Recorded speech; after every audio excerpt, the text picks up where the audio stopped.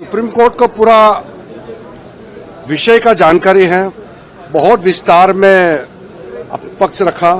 सरकार की ओर से हमारे सॉलिसिटर जनरल ने विस्तृत रूप से एक्ट में जो प्रावधान है और उसका मंशा, सरकार का जो सोच है, उसको भी सुप्रीम कोर्ट में रखा है।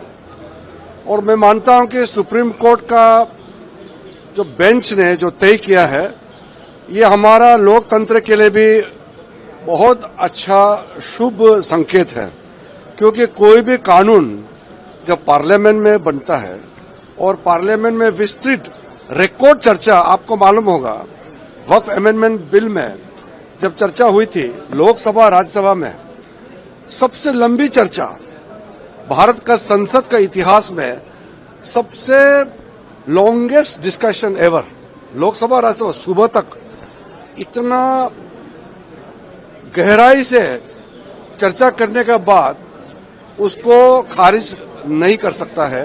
यही सुप्रीम कोर्ट ने आज मोहर लगाया है। और दूसरी बात यह है कि वक्फ अमेंडमेंट एक्ट में जो प्रावधान है वो संपूर्ण रूप से पूरे मुस्लिम कौम के लिए फायदा पहुंचाने वाला है। और वक्फ बोर्ड के माध्यम से जो मिसयूज होते थे, प्रॉपर्टी जो मिसयूज कब्जा करते थे, वो भी बंद हो जाएगा।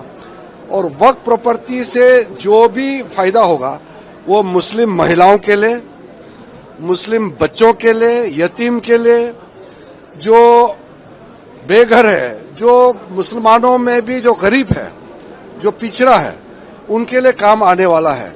इसलिए सुप्रीम कोर्ट के जजमेंट से मैं संतुष्ट हूं।